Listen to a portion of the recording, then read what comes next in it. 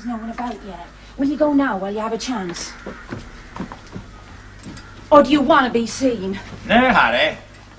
You women are all alike. Once you get what you want from a man, you can't wait to be shot of him. I suppose breakfast is out of the question? Just go, if he finds you here. I hope he'll be suitably grateful. In the old days, it was an honour if a boon made love to the wife of a tradesman. The husband positively basked in reflected glory. Something to boast about. Do I look all right? Please. What about next week? Is he off to another of his revival meetings? I suppose so. Good. You're not to come here again. Really? This time I mean it. Does he suspect? Is that it? I don't know. He says nothing. Well, then. It's not only for his sake as much for mine. How do you think I feel? Gratified, I should imagine. Like a whore. If I died today, I'd go to hell. Do you know that? Quite right, too. The company's better there. I mean, think who you'd meet in the other place. Clergymen, moon-faced fools like that brother of mine. Not to mention your husband. You go mad with boredom. I loathe you. Do you? Splendid. Next week, then. No.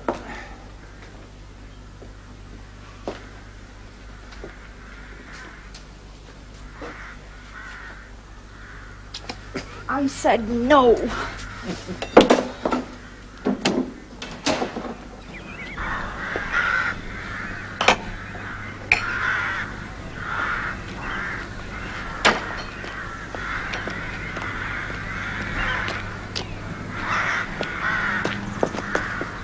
Good morning, Wilfred. Open for business, I see.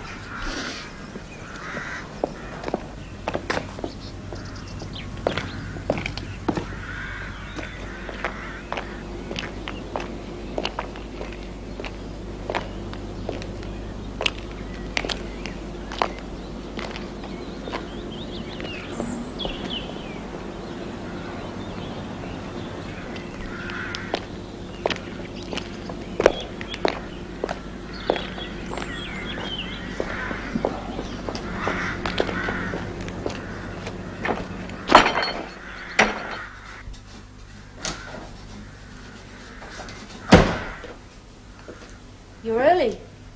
Eli Tatum was at the meeting. Give me a lift to his farm. That was lucky. Aye. You look tired. It's the Lord's tiredness. I ain't complaining. The night is long. It passes quickly when you're saving souls from Satan. I'm only just up. I'll make breakfast. You had a caller. What? I saw him. The man, Boone. Colonel Boone. Yes, he came looking for you. One of his horses threw a shoe. I told him you were in Greenford at the meeting. He wouldn't wait. It's just as well. These hands don't serve the ungodly. Let him find a smithy elsewhere. I'll not do Satan's work. As you please. You're going to Threlford this week? Threlford? Why should I? To the Papist Church. They got a mission on. Yes? You ain't been there for more than 2 months. They say it's a hellfire sin when a papist stays away from services. We call it going to Mass. Yes, it is. There was a time you used to go. Particular. Every Sunday. You ain't going to the mission then? It's too far and I haven't time. You got a preacher coming up from London. One of them Jesuits. Oh? From London. Well, at least he'll know what hell's like. Maybe you're well off out of it. You know what I think of popery. Not saying there ain't worse.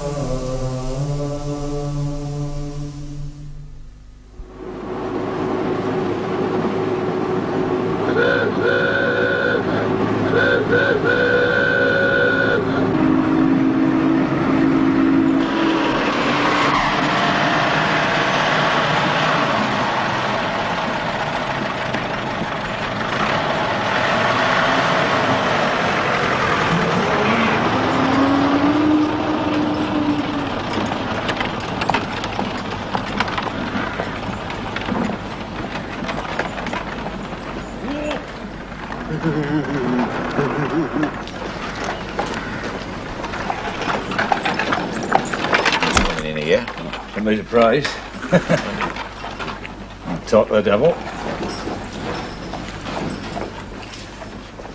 Yes, sir. Good morning. Do you have a local ale? We do. Best in 5 counties, sir. Pint? Yes, please, yes. I make it a rule always to drink the wine of the country. Oh? You'll be a stranger around here. Yes, I'm conducting the yearly mission at Threlford.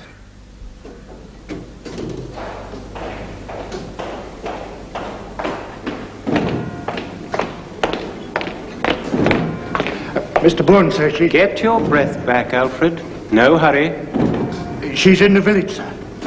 Mrs. Devereux. Oh. Thank you, Alfred.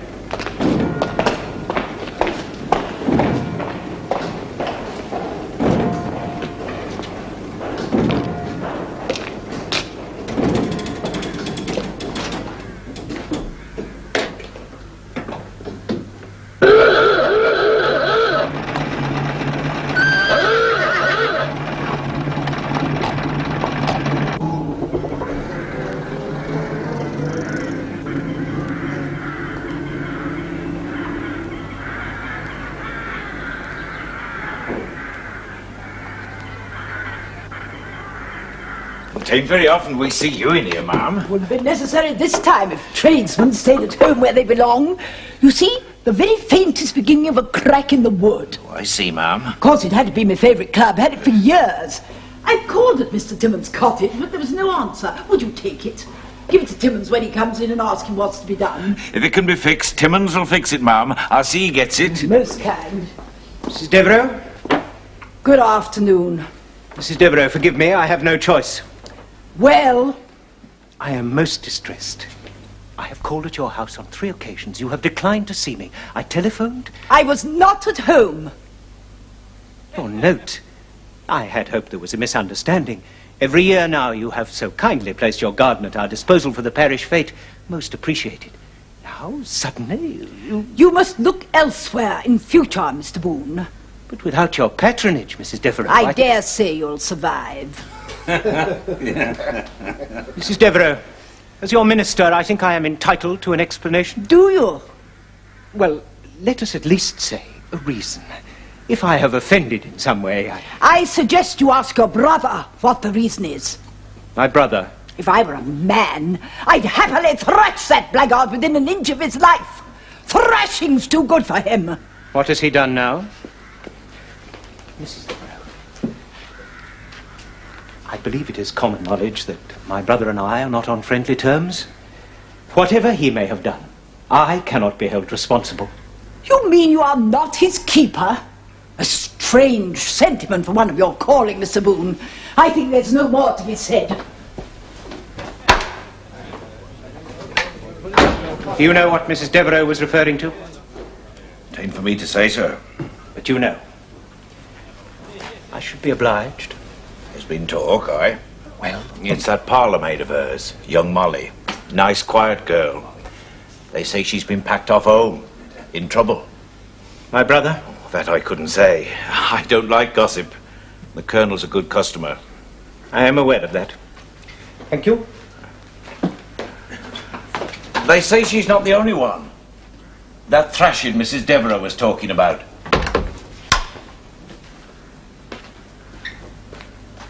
Maybe Simeon Barnes is the man as'll give it to him. Barnes, the blacksmith? It's what they say. But why should the blacksmith... She's a good-looking woman, that wife of his. And there's many a man as is partial to red hair. Still, I'd as soon not tangle with Simeon Barnes. I seen him hit a fellow once. You know why? For swearing. He half killed him. I beg your pardon. Not at all, no, no. The same again, sir? No, I think I might take a look around your village.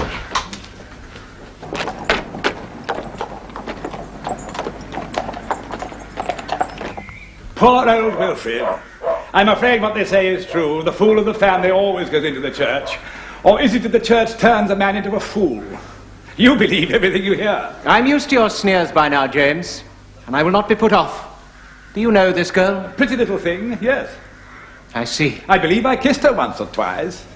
Well, damn it, Wilfrid, we are a feudal family. I could have gone the whole hog and exercised my droit de seigneur. But you didn't. Not done, old boy. A boon and the holder of the Monstar running after tweenies? And blacksmiths' wives. Don't follow you. There have been rumours concerning you and Mrs. Barnes. No. What a crowd of damn scandalmongers they are. I'm sure it's all highly flattering. Makes me out to be no end of a ladies' man. But you being a man of the cloth and all that, I'd have expected you to stick up for your brother. Perhaps I know him too well. Wilfred, what a nice surprise. Alex, nice to see you. You look well. Do I? You come out here so rarely, we thought you'd quite forgotten us. Oh. Wilfred is here on business, my dear. His business. Or at least he thinks it is. Go on with what you were saying. Some other time, perhaps. Nonsense, Alex won't mind. It'll amuse her. Not much to laugh at in this house. It seems some skivvies in the family way. James. And I'm the odds-on favourite. What do you think of that? It's absurd, of course. There, you see, but that's not all. I'm also supposed to be chasing after Barnes's wife. You know, the blacksmith. Is that what they say? Being a loyal brother, Wilfred trotted over to warn me. Well done, Wilfred. I had no idea that James was in such demand locally. I shall have to revise my opinions. Why, are they so poor? The worst part of it is that damn Devereux woman has been leading Wilfred a dog's life on my account. It was her skivvy, you see. Yes. I don't know how these rumours get started. Well, I must dash off. But you'll stay for dinner. Some other time, perhaps. I'm expecting a visitor. We see you so rarely.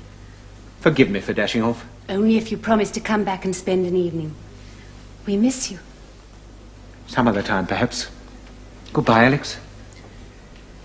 James? It's your home too, old fellow. Yes, feel free. And thanks for coming over to tell us what the tattletales have been up to. You give it to him hot and heavy on Sunday, eh? Woe to the scandal giver. Isn't that it? I'll remember you in my prayers, James. Poor old Wilfred. I'm afraid we put the flea in his ear. I'd heard about the girl at Mrs. Devereux's, but not about the blacksmith's wife. I suppose I need hardly ask if it is true. Then don't ask. Drink? No, thank you. For myself, I'm long past caring what you do. I did once, not any longer. But are you never afraid? Of whom? That clodhopper Barnes? I meant for your soul. You're beginning to sound like Wilfred. Perhaps you should have married him. Missed being lady of the manor. What a thought. You could have done worse. No, I'll take my chances in the next world, if there is one. As for this world, I shall go forth as becomes a feudal lord. Armed to the teeth! On guard! James! As for my suit of impenetrable armour, does this suit me? Not really, no. Then I shall wear it. Always the nearest hat and the nearest woman, yes, James? That's good enough for a family motto. Or an epitaph. Alex, I meant to tell you, I shall be going out for a while after dinner. How long is a while? Overnight, possibly. Business in Threlford. Or in the village. Is the blacksmith going to be away again, then? I married you for 3 reasons, my dear. Your beauty, your sense of humour, and your intelligence. I'm glad to see you still have brains at any rate. Don't forget to wear your hat. Can't you give your meeting a miss for once? I ain't never shirked God's work. I don't intend to start now. I don't often ask favours, Simeon. Stay. And what's to happen to the poor souls who come to us for saving?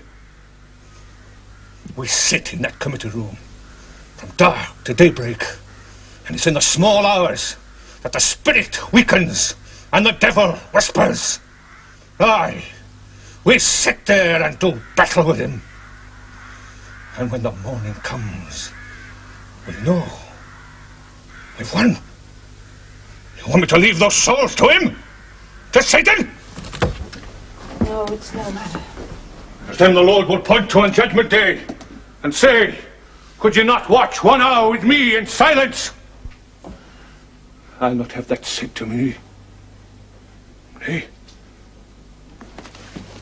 Repent ye also, lest ye die in thy sins! Simeon.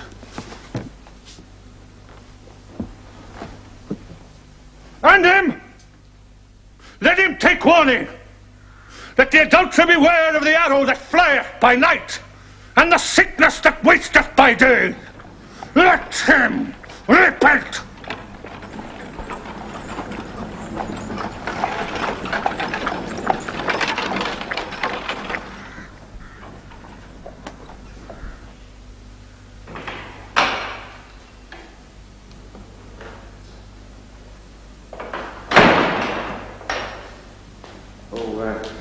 I'm so sorry. The vicar's not... Are you the priest from Trelford?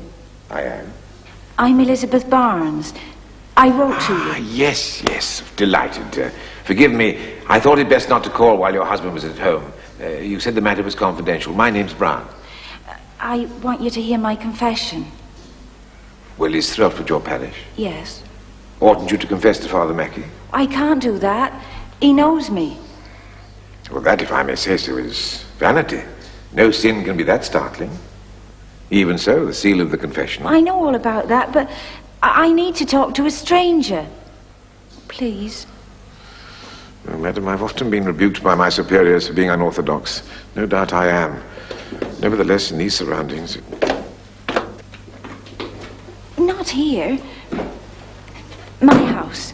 My husband's gone to Greenford.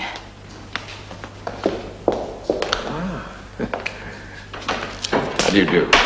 I think we collided in the end. Oh, did we? I beg your pardon.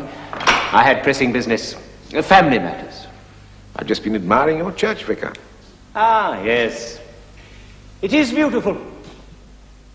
Pity the daylight is beginning to fade. It always looks at its best in the early morning. There are those who will tell you it was love of Gothic architecture instead of love of God that first attracted me to the ministry. Does that matter? Surely it's proverbial that all roads lead to Rome. Oh, forgive me, Reverend. That was in rather poor taste. Let me show you around. Well, I do have something to attend to, and then I shall have to find some way of getting back to Threlford. Oh, you won't? Really? Not at this hour. Oh, dear. You would honour me by staying at the vicarage. Oh, no. It's most kind of I you. so seldom have company. Well, And I promise to pack you off to Threlford by the morning bus. I insist. thank you, sir. Indeed. Now, the church has quite a history.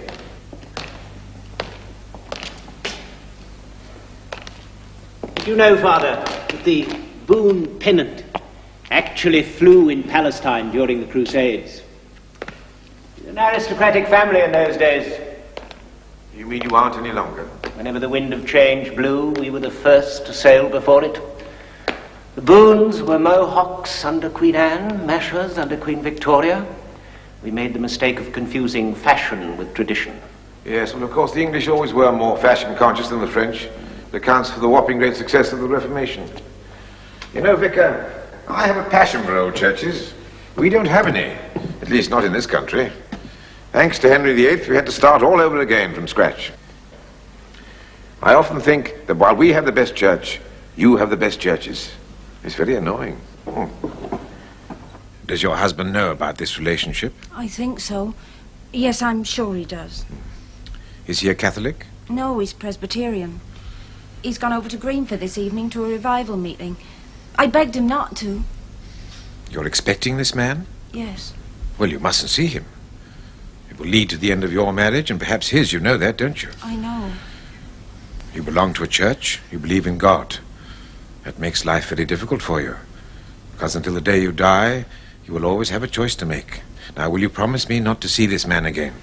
I can't. Then you know I should withhold absolution. Yes, Father. There must be a firm resolve. I know that. I can't. Well, will you at least promise God to try? To try with all your might? Yes, I promise that.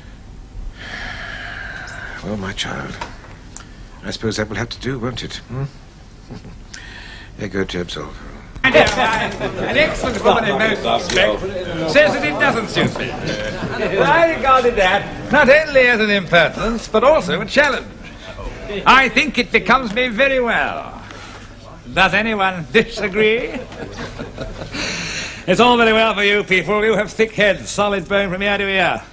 Aristocrats are made of finer stuff. Mongrels live forever. Thoroughbreds catch cold easily.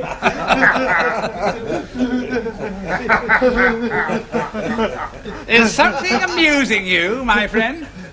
Funny. You mean you think that I am funny? Is that it? Joe don't mean no harm, sir. Then Joe shouldn't put himself in harm's way. Shouldn't you, Joe? Lucky for you, I have a pressing engagement. Mustn't keep a lady waiting. The politeness of princes, eh?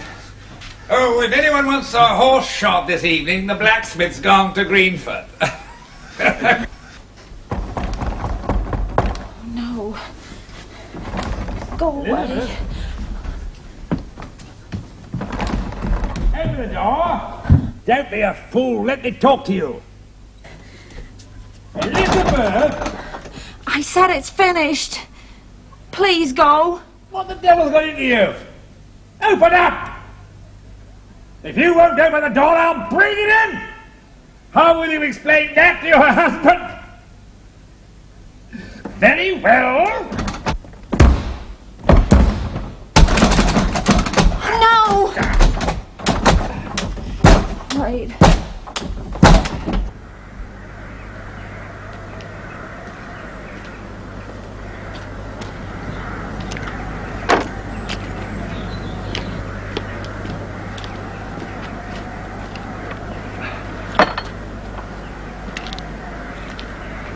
Good morning, Wilfred. At least we have something in common. We are both early risers, although not, I imagine, for the same reason. So, it is true. True? Oh, like a good landlord, I have been watching over my tenants. Do you find fault with that? James, are you ever afraid of thunderbolts? I haven't given it much thought lately. Do you mean you've taken up meteorology? I mean, are you ever afraid that God might strike you down in the street? I beg your pardon. I see your hobby's the same as it's always been. Folklore. And yours is blasphemy. Hey, you. What are you gawping at? Which would you prefer? A thrashing or a shilling? Which? I want a shilling. You know the rules then. Hands down behind the back, mouth open. What you catch, you keep. Right? Mouth open. Ready? Use your hands and I'll take the skin off your back. Catch! Catch!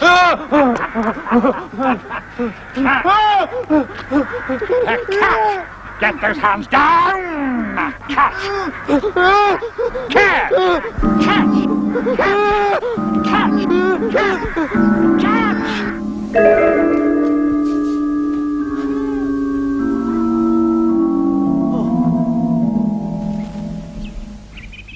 Mr. Gibbs, come here.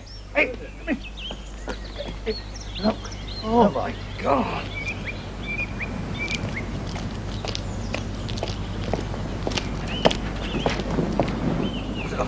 Somebody have to go and tell the Reverend. I'll go.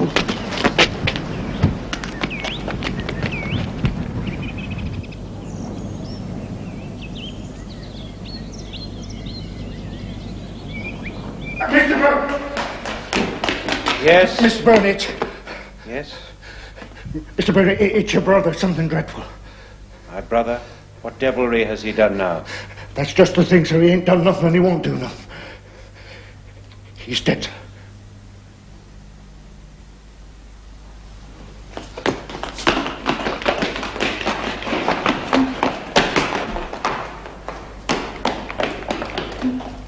I've been in France. I've never seen the like of that. There's nothing left of his head. Smashed in like it was an eggshell. One blow. One single, all-destroying blow. Here. Look, that's what done it. I should leave that there if I were you. James.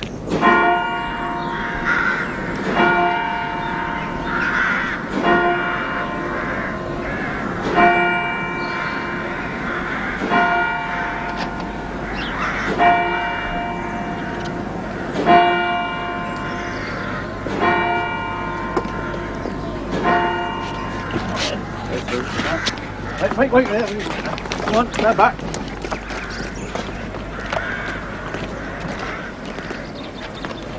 You recognize this hammer, Mrs. Barnes? It's ours. My husband's. Belongs to the smithy. Where is he usually kept? There. Well, in the open? People around here aren't thieves. No. Only murderers. Doctor? Yes, I've looked at it. That's the weapon, all right. Not a doubt of it. Will you come with us, Mrs. Barnes?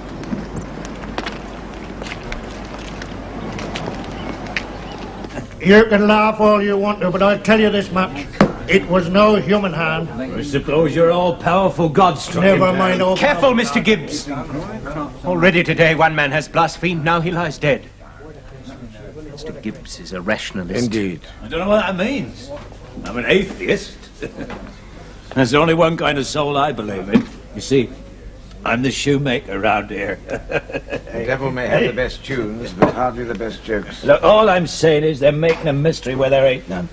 There's only one man in these parts could have done it, and he's the man that would have done it. I ain't naming no names. But you mean my husband? But they're wrong. Simeon couldn't have. Anyway, he isn't even here. He's in Greenford. More likely that way to France by now. Take it the blacksmith is a powerfully built man. It's not his match this side of Throff. Then you're wrong, Mr. Gibbs, when you say there's no mystery. There is at least the mystery of why so strong a man should strike so big a blow with so small a hammer. After all, he had several to choose from. Talk. Who else could have done it? Oh, indeed, but I can provide you with an even greater mystery. I've examined the body. Doctor? I'm only saying what anybody who's not a fool could see for himself. Now, to say that the skull had been crushed would be an understatement. Fragments of bone had been driven into the body and into the ground like bullets into a mud wall, and yet only one blow had been struck. Now, Mr. Gibbs says that the blacksmith and no one else could have done it. I never named no names. Even further, I'll say that no one could have done it. Well, Doctor, we know that somebody did. Now, who was it found the body? I suppose I did. What time was that? 7 o'clock, bit after. I was on my way to the churchyard, had a grave to dig. Old Sam Drayton died yesterday. Well, I sees him, the colonel, lying there dead. Then Mr. Gibbs comes out, then the reverend gentleman. You up early too, Mr. Gibbs? Always am. I don't like to miss nothing. And I spent the night as a guest at the vicarage. Oh? Yes, I'm conducting the yearly mission at Threlford. You ought to come. Well then, the next step is to find out who was the last person to see Colonel Boone alive. I... Yes, Mrs. Barnes? Inspector, I believe I was the last one to see my brother. That is, of course, apart from whoever it was killed him. Yes, Mr. Boone? We met outside the smithy, exchanged a few words. It wasn't a very friendly meeting. My brother was given to blasphemy. It upset me. I went into the church. And then? I prayed. Yes. One loses track of time. I suppose I must have been there 20 minutes before Mr. Mallory came and told me there had been a tragedy. That's right, sir. Have you any idea what your brother was doing in the village at so early an hour? I'm not sure that I should... Inspector, I think I can answer that question. Yes, Mrs. Barnes? If we could talk privately, perhaps at home, my house. As you wish. And I'd like Father Brown to be present. He's my confessor. Well, this is hardly a spiritual matter. Well, if murder isn't, Inspector, I'm sure I don't know what is. Well, I suppose I have no objections. Thank you. Pity about that. We might have heard something worth hearing. Is that all you can think about? Gossip. A man has been killed. I mean, in no disrespect, sir, I think we all know why. I mean, just because I'm an atheist, it don't follow that I ain't moral. Shut your mouth, man. Which is to say, not speaking of the dead, but he took his chance. He had his little bit of fun on the sly. We all knew someone was going to put pay to him. I like maybe someday somebody will put pay to you and that evil mind of yours. Time enough to worry about that when it happens. Tell me, Alf, how's that pretty daughter of yours getting on up in London, eh? They won't let me see him. Well, that can only mean one thing. It isn't James. They're pretending that it's him. It's Alex. someone else. They're playing some kind of trick and they know I'd see through Mrs. it. Boone, there's no mistake. I'm sorry. It's true, Alex. Now, Mrs. Barnes, You said you have information as to what the Colonel was doing in the village earlier this morning. Yes. He was with me At what time? all night. I'm sorry. I did try. He was half drunk. He threatened to smash the I door think the down. inspector is only really interested in matters relating directly to the Colonel's death. What relates directly to the Colonel's death and what doesn't will be for me to decide, Father Brown. What time did he leave here? I don't know. It was early. 6:30. Your husband was away all night? At Greenford. A revival meeting. We don't attend the same church. My husband's Presbyterian.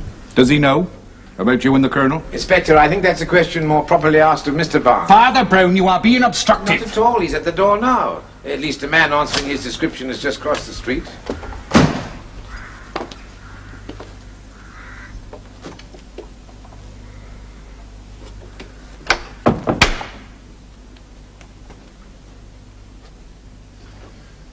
They say Boone is dead. They say that thing by the church is what's left of it. Are you Simeon Barnes? Is he dead? Yes. Then he's damned. Simeon, say nothing. The righteous have no need for cunning. God guards his own in his pocket. When did that dog die in his sins? I should moderate my language if I were you. Moderate the Bible's language or moderate mine? I asked, when did he die? An hour ago. Mr. Barnes, I will not ask you at this time and place what you know concerning the death of Colonel Boone. You are not bound to say. But I must go through the form of arresting you in the King's name for murder. No. And I must warn you that An hour ago, you say? Between 6:30 and 7. Nearer 7. Father Brown! Then God is good. You, policeman, whatever you are, you may arrest me to your heart's content. I do not mind leaving a court of law without a stain on my character. You may perhaps mind leaving it, shown up for a fool. Mr. Barnes, I must ask you to accompany me. Gladly, and if I was a heathen, I would let you walk on to your downfall. But as a Christian man, I'm bound to give you a chance and ask you whether you'll hear me out now or at the assizes. Well, I should listen to him, Inspector, if I were you. Seems that even papists have more sense than the police. I left the revival meeting at Greenford at 6 this morning. 2 men from our church, God-fearing men from this village, kept me company on the road. Did not leave my side until 5 minutes ago. Their names? Samuel Marin, Josiah Sears. Police constable, sires. Well, I must ask you to accompany me to the station all the same. Mr. Barnes, it shouldn't take long to verify your story. Better not. I got a day's work to do. How was he killed? With a hammer, Mr. Barnes. One of yours.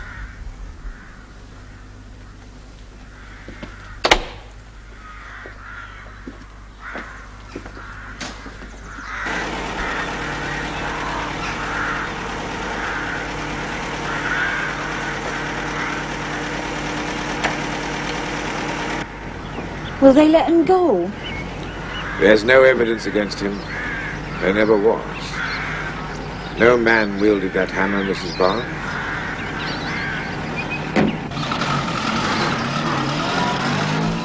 Did the vicar say when he would return? Madam, I only know that he escorted Mrs. Boone home. She was distressed. I can't think why. I shall write to him. With the bone of contention removed, there's no longer a reason why we shouldn't have the most successful garden fete yet. You could put that woman's Christian chant into a thimble and have room left over. Funny, only yesterday she was carrying on about Colonel Boone, saying as how if she were a man, she'd give him a proper thrashing. She don't need to be no man. See them arms of hers? Thick as oak trees. You ever see her at a golf ball? Knock it clear across the county, she would. Yeah, maybe it wasn't a hammer what done the Colonel in, eh? I tell you that it was. I must say I'm glad to see you're all taking the Colonel's death with such great good humour. How do you feel about it, Mr. Mallory? Me? You should know by now I never gossip about my patients, but you will remember it was I who advised you to get your daughter away from here. Are you taunting me with that? No, I'm merely saying that you have as much reason as any man to be glad of what's happened. It's a thought that might occur to the police. I'll tell you something, Doctor. If I'd wanted to kill him, I wouldn't have waited this long. I'd have done it then. How is your daughter? I don't know. Aren't you in touch with her? I haven't got a daughter no more, thanks to him. I reared her proper like her mother wasn't like I am. And then she goes and does this. Gets herself with this bastard and shames me before the village. You made a mistake. Maybe that's what doctors call it, a mistake. I tell you, I'd as soon have seen her dead. And him, Colonel Boone? Well, he is dead. I'll not mourn for him, and I won't be the only one. Let the police come and ask their questions. I'm a match for them. Ah, Father, a drink? Thank you, yes, a small ale, if I may. Is there a bus back to Threlford? You missed one, sir. Next one's 12 o'clock. You leaving us, Father? Yes, I've done my errand. Perhaps I'll have time for a closer look at your church. Our people, you know, have a personal interest in old English churches. And in murder? As a sin, yes.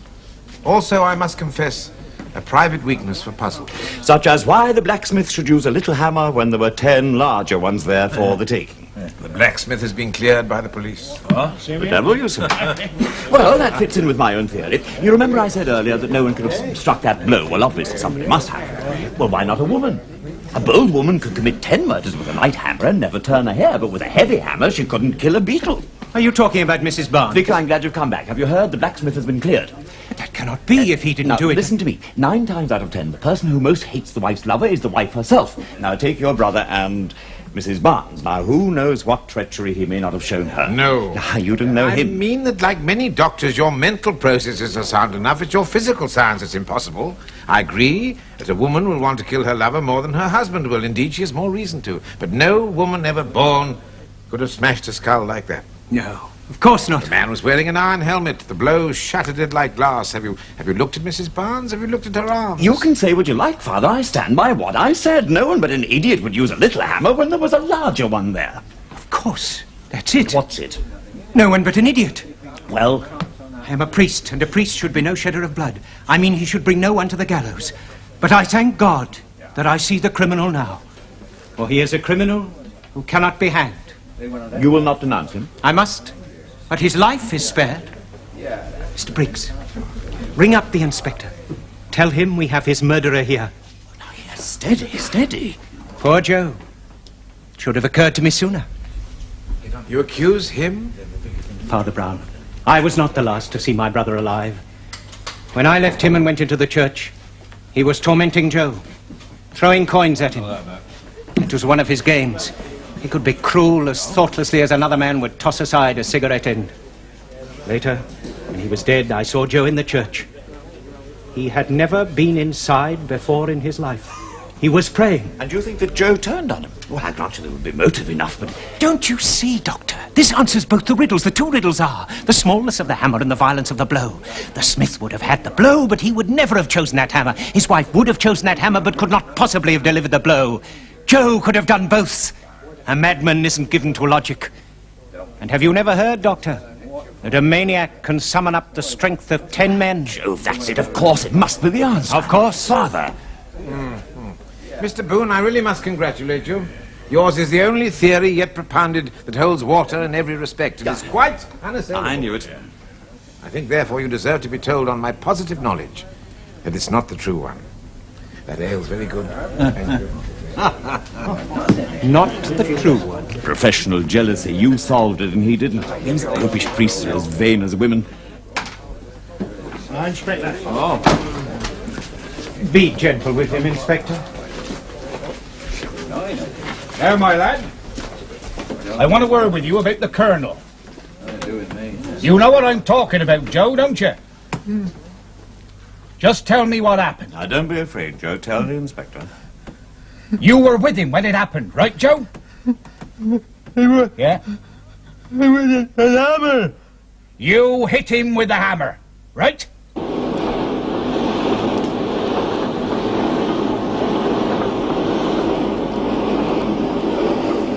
Glad to see you're a free man again, Mr. Barnes. The Lord watches over the least of his children. I told them, the policeman, I am a strong man, it's true, sir. Even I could not have flung my hammer here from Greenford. A thing of wood and iron has not wings that it should fly a mile over hedges and fields. Well, the inspector's not the man to be without a culprit for long. He'll arrest that poor idiot, Joe. Oh, fool, leave that! You know the criminal, Mr. Barnes? I believe that one that walks invisible in every house defended the honor of mine and laid the defiler dead at the door of it. I believe the force in that blow was just the force there is in earthquakes, and no force less.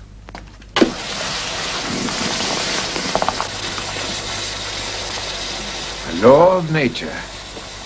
Yes.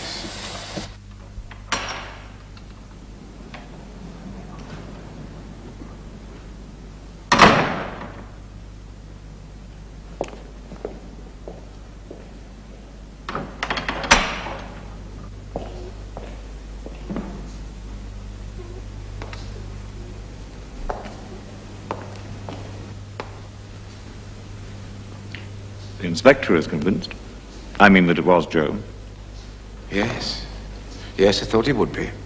But you, sir, seem to have some secrets in this dark business. May I ask, are you going to keep them to yourself? Doctor, there's a very good reason why a man of my trade should keep things to himself when he's not sure about them. Because it's his duty to keep them to himself when he is sure about them. But with you, I will go to the extreme limit of my custom. I'll give you 2 very large hints. Very good of you. The blacksmith said the blow came about by miracle. It did not, except insofar as man is himself a miracle, with his strange, wicked, yet half-heroic heart. The force that smashed that skull is a force well known to scientists. Indeed, one of the most frequently debated laws of nature. And the second hint? The blacksmith told the inspector that his hammer did not have wings to fly a mile across country. Well, he came very near to the truth then, without knowing it. Excuse me.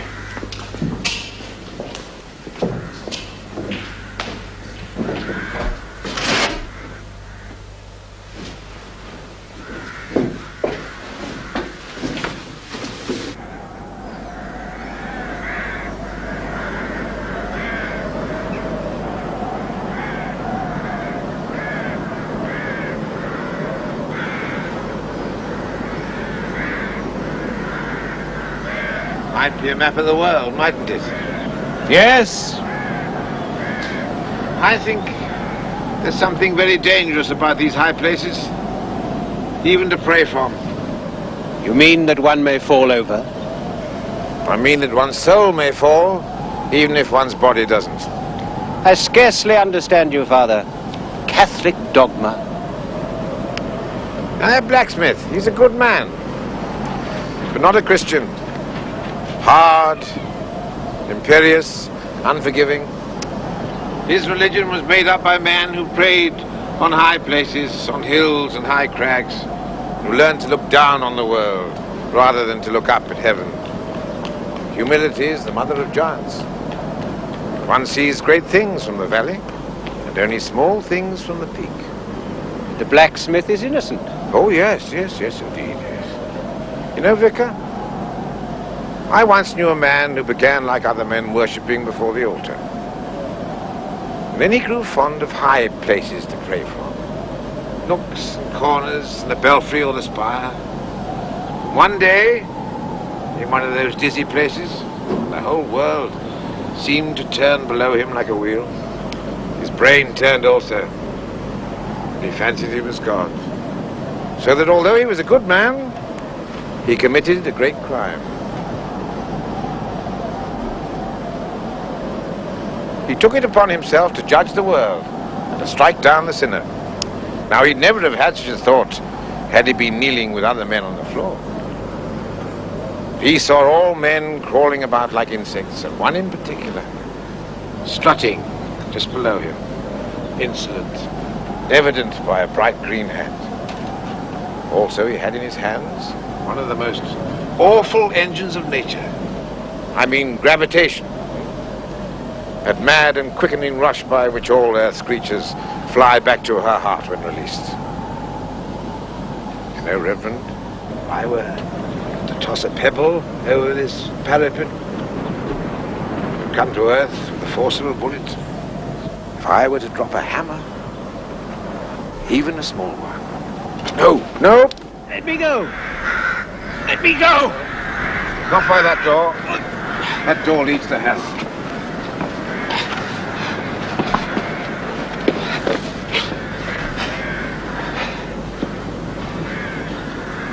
How do you know all this? Are you a devil? I'm a man. Therefore have all devils in my heart. I know what you did, Vicar. At least I can guess the great part of it. When your brother turned his back on you to torment the idiot Joe, you snatched up the hammer to kill him.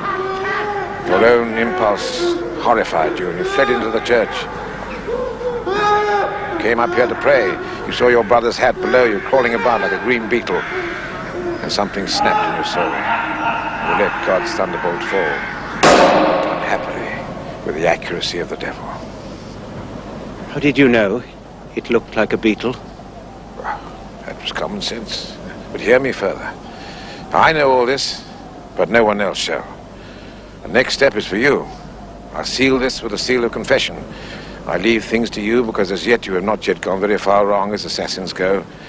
True, you tried to blame the idiot Joe, but you knew he couldn't suffer death for it. That's one of the gleams it's my business to find in assassins now. Let's go down into the village. I have a bus to catch. You may go your own way, as free as the wind. I said my last word.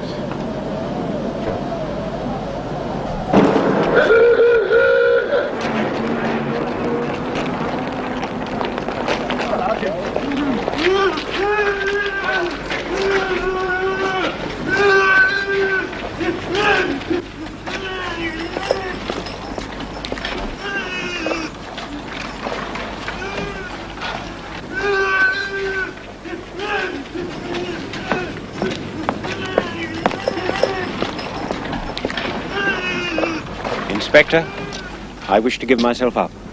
I have killed my brother.